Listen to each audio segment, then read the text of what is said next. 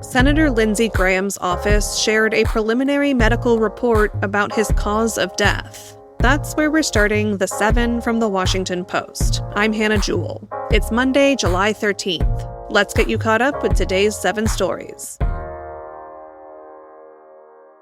Lindsey Graham served as a senator for South Carolina since 2003. He became one of the nation's most prominent Republican lawmakers. On Saturday night, he died just hours after returning from a trip to Ukraine, where he had met with Ukrainian President Volodymyr Zelensky. Speaking to the press on Friday, Graham spoke enthusiastically about a new Russian sanctions bill and his plans for the coming week. So when I get back to Washington, I'm going to go with Senator Blumenthal to the Republican and Democratic leader to see if we can find time to move this Russian sanctions package that would give tools to President Trump to help end this war. In a statement, Graham's office said preliminary findings from the D.C. Medical Examiner's Office found that he had suffered from an aortic dissection. That's when a tear occurs in the inner layer of the main artery.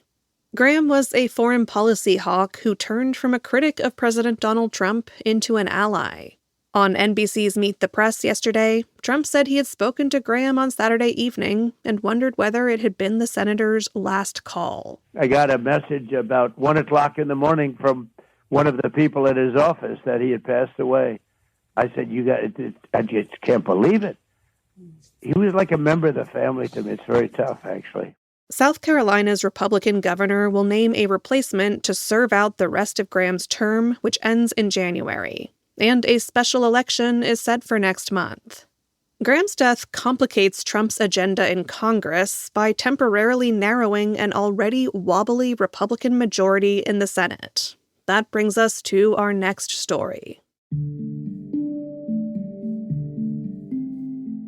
Number 2. Senator Mitch McConnell provided an update on his health. After weeks of silence and growing questions about the 84-year-old Republican's health, McConnell shared a statement yesterday and a photo of himself smiling alongside his wife, Elaine Chao. The Kentucky senator said he was hospitalized in June due to a fall and then contracted pneumonia. He said he did not have a heart attack or a stroke. He also said he was not healthy enough yet to return to the Senate. Both McConnell's absence and Graham's death are reviving hard questions in the Senate, including what happens when members can no longer serve but don't resign. This is one of the oldest Senates in U.S. history. The average age in Congress has steadily risen with a few exceptions since the early 1980s.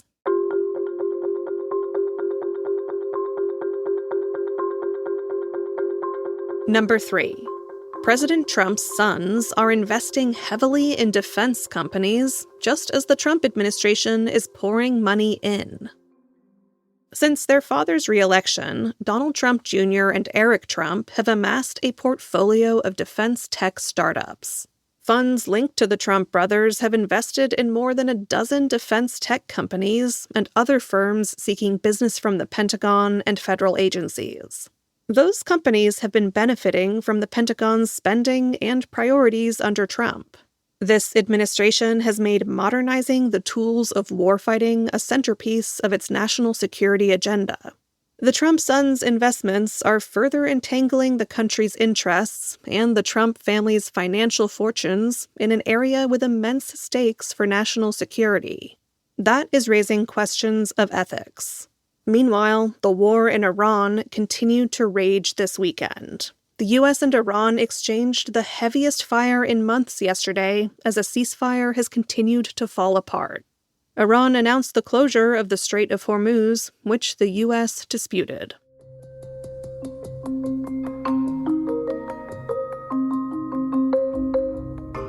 Before the reflecting pool, an algae contractor had another troubled project. That's our 4th story. Greenwater Services is owned by Trump donor J.J. Cafaro. He owns a mansion just down the road from Mar-a-Lago in Florida and has described the president as a friend. His firm was hired on a no-bid government contract worth $1.7 million to tackle the algae problem that followed Trump's recent renovation of the reflecting pool in Washington, D.C. But that's not the only no-bid contract that Greenwater has received from this government. Last year, it was hired to treat sewage in the Tijuana River with its nanobubble technology. That's a system that injects ozone into water. But the month-long water purification pilot to evaluate the technology was cut short last October when a storm flooded the river's banks. The remnants of machinery were washed into the river, with diesel leaking along the way. After Greenwater secured the project, but before work got underway, career scientists had exchanged emails asking about the initial $2 million cost and questioning the feasibility of the project.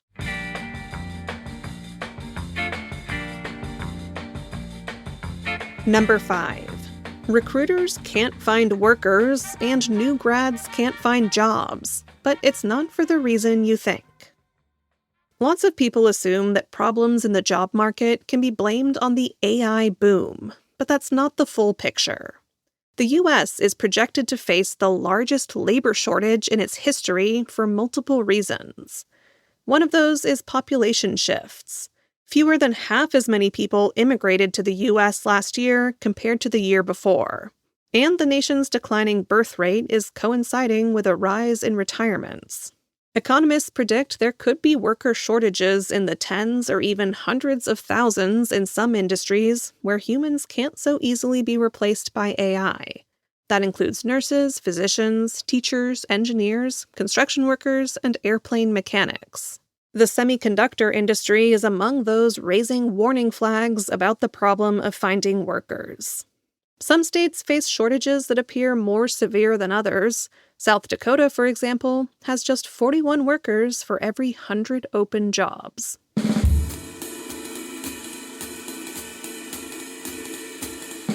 EV drivers are saving money as gas prices soar. That's number 6. Since the U.S. launched its war on Iran in February, driving has become more expensive. But the costs have gone up more for those that drive gas-powered cars. According to a company that provides energy market data, gas now costs $149 a month on average across the country. That's a whopping 37% increase. By comparison, EV drivers are paying less on average, about $106 a month to charge their cars. That's according to Eco Movement, a platform that monitors EV charging. In nearly every state, it's now cheaper to fuel an electric car than a gas one. To find out how much money you could save by driving a different car, click the link to our newsletter. You can find that in our show notes.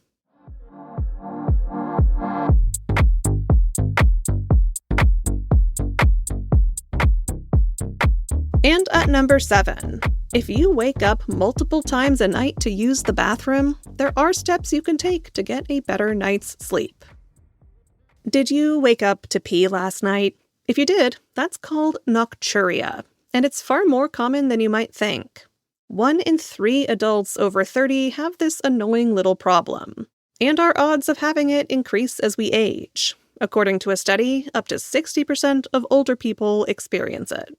If you'd like to try and solve this issue, there are several steps you can take. First and foremost, it might be worth bringing it up with your doctor.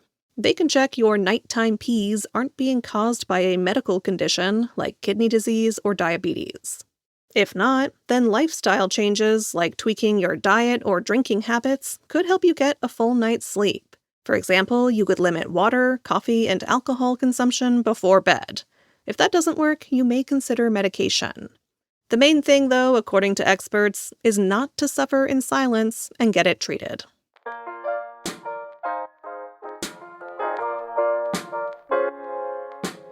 All right, you're all caught up. Make this the week you become a Washington Post subscriber. Get all the details on an intro offer at washingtonpost.com/subscribe. I'm Hannah Jewell. I'll meet you back here tomorrow.